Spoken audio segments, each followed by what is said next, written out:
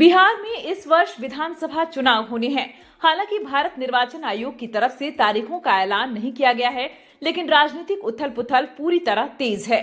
विपक्ष जहां एक तरफ बिहार में बढ़ते अपराध, किसानों के ऋण माफी, गरीबों को 2-2 लाख रुपया अनुदान और भूमिहीनों को जमीन सहित 200 यूनिट बिजली फ्री, युवाओं को रोजगार और विशेष दर्जे की मांग को लेकर एनडीए सरकार पर पूरी तरह हमलावर है। आज इसी कड़ी में सिवान जिले के जीरादेई विधानसभा के माले विधायक अमरजीत कुशवाहा भोरे विधानसभा पहुंचे, जहां उन्होंने भोरे के भाकपा माले कार्यालय पर पत्रकारों के साथ वार्ता की। इस दौरान उन्होंने केंद्र की मोदी सरकार और बिहार की नीतीश सरकार पर जोरदार हमला बोला। उन्होंने वार्ता के दौरान कहा कि बिहार में नीतीश कुमार सिर्फ एक मुखौटा बनकर रह गए हैं। बीजेपी ने पूरी तरह से उन्हें हाईजैक कर लिया है। आज बिहार में बढ़ती बेरोजगारी, आरक्षण, किसान को लेकर सरकार कोई बात नहीं करना चाह रही है। 20 साल से नीतीश कुमार बिहार के मुख्यमंत्री हैं। आज तक किसानों के खेत में पानी नहीं पहुंचा। युवा यहां से लगातार पलायन कर रहे हैं। सरकार ने गरीबों को 2 लाख रुपया अनुदान देने का वादा किया था, लेकिन 1 लाख गरीबों को ही इसका लाभ मिल पाया।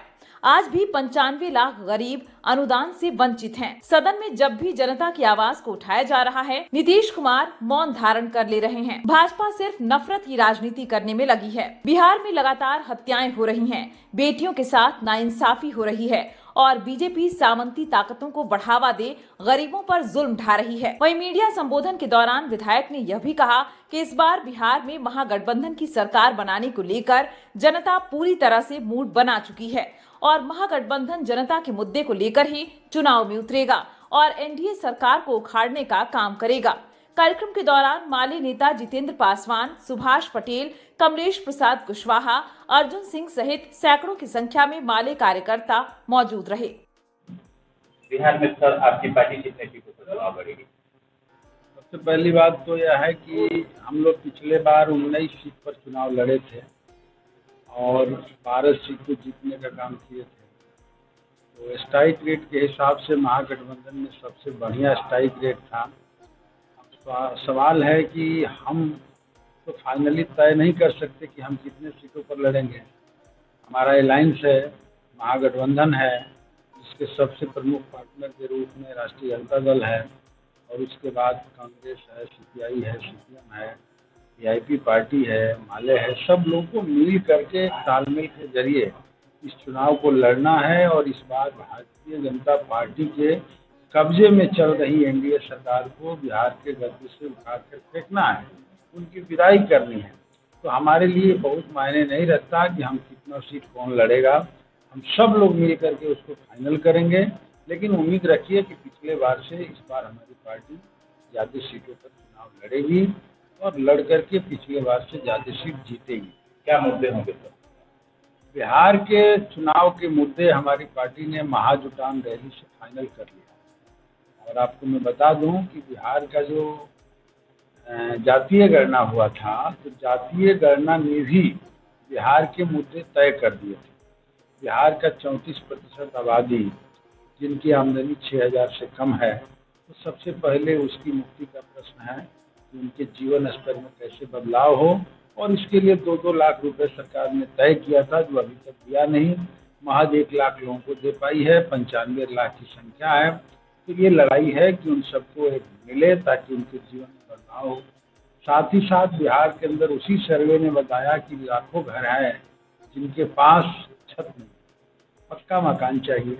ऐसे लाखों परिवार हैं जिनके पास घर बनाने का ज़मीन नहीं है, बसने का ज़मीन नहीं है, तो उन्हें ज़मीन मिलना चाहिए।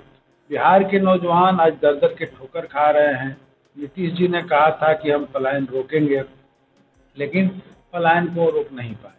17 महीना की सरकार थी और उस सरकार में हम लोगों ने देखा कि कुछ न कुछ रोजगार की व्यवस्था हुई, नौकरी की व्यवस्था हुई।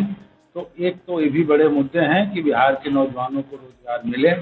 उन सारी चीज़ों पर हम लोग एकजुट होकर के लड़ेंगे। और उससे बड़ी बात है कि उसी सर्वे ने बिहार में बताया कि बिहार में किस जाति की क्या स्थिति है और कितनी संख्या है, और उसके आधार पर 65% आरक्षण तय हुआ। लेकिन भारतीय जनता पार्टी की जो दिल्ली सरकार है उसके नवीन सूची में नहीं डाला। नतीजा क्या निकला कि वो आरक्षण रद्द हो गया। इस बार हम लोग पुरजोर ढंग से बिहार विधानसभा में इस मांग को उठाए कि 65% आरक्षण को 9वीं सूची में सरकार डाले, और यहाँ से अगर संभव नहीं है सीधे तौर पर 65 ले जाने का, तो बढ़ा करके ही आरक्षण को जो है सदन से पास करें। लेकिन नीतीश जी की सरकार इस काम को नहीं किया, नहीं डलवा पाए। बिहार को विशेष राज्य का दर्जा का सवाल आज भी अटका है, बिहार को कुछ नहीं मिला। बिहार के अंदर जो बड़ी बड़ी सड़कें बनाने की बात तो कही जा रही है, लेकिन बिहार के किसानों को जो मुआवजा का प्रश्न है, भूमि अधिग्रहण एक्ट 2013 के अनुसार, वो भी नहीं दिया जा रहा है। ये सारे के सारे मुद्दे, शिक्षा में जो बदहाली आई है, स्वास्थ्य के अंदर जो बड़े पैमाने पर गड़बड़ी है, हॉस्पिटल जरूर कुछ बने हैं लेकिन डॉक्टर नदारद हैं, दवाइयाँ नहीं मिल रही है, मरीज दर दर के ठोकर खा रहे हैं।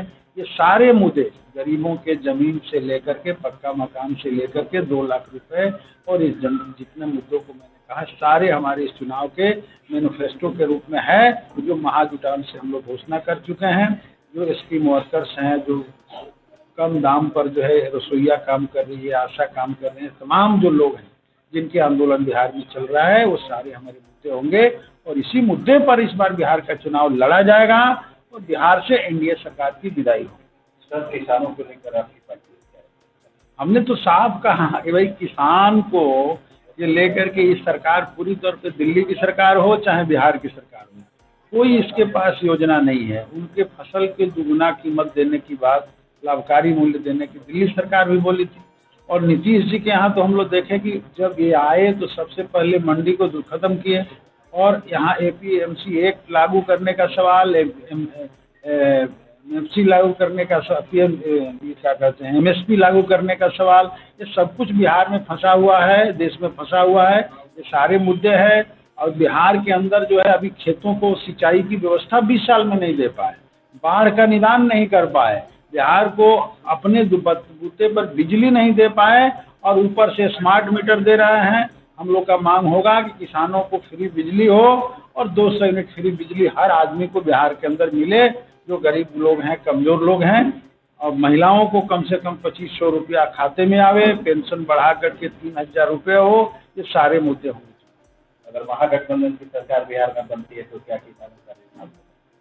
बिल्कुल ऋण माफ होगा। ये हमारा पूरी लड़ाई है और महागठबंधन तो लगातार करते रहा है किसानों को सहूलियत देने का और ऋण माफी के प्रश्न को निश्चित। बिहार में बढ़ते अपराध को लेकर अपराध पर हम लोग असेंबली के भीतर भी लगातार मांग किए, कार्य स्थगन दिए, हम जी इस बिंदु पर सरकार चर्चा करावे। लेकिन हमने देखा कि गृह विभाग के एजेंडा को सरकार जो है बंद में, इसमें गिलोटिन में डाल करके मुंह बंद में डाल दिया, बहस कराने की हिम्मत नहीं जुटा पाई और क्राइम का ग्राफ बिहार में काफ़ी बढ़ा हुआ है। महिलाओं के साथ रेप हो रहा है और महिला और सामंतिक ताकतों का भी पूरे बिहार के भीतर जगह जगह गरीबों पर हमले हो रहे हैं और इन सारी चीज़ों पर हम लोग लगातार सरकार से मांग करते रहे। असेंबली में सरकार चुप्पी साधे रही और सरकार ने इस बार तो हद कर दिया कि किसी भी जनता के मुद्दे पर कोई बहस कराने के लिए सरकार एग्री नहीं हुई, न कोई नई घोषणा हुई। सरकार ही जो है सर्वे कराई, लेकिन इस सर्वे को ध्यान में रखते हुए कोई बजट में प्रावधान नहीं किया गया। और अब तो बीजेपी के एक तरह से सरकार को बीजेपी ने हाईजेक कर लिया है और पूरे प्लान है कि इस रामनवमी के महीने को पूरे बिहार को दंगे के आग में झोंका जाए, बिहार के अंदर जहर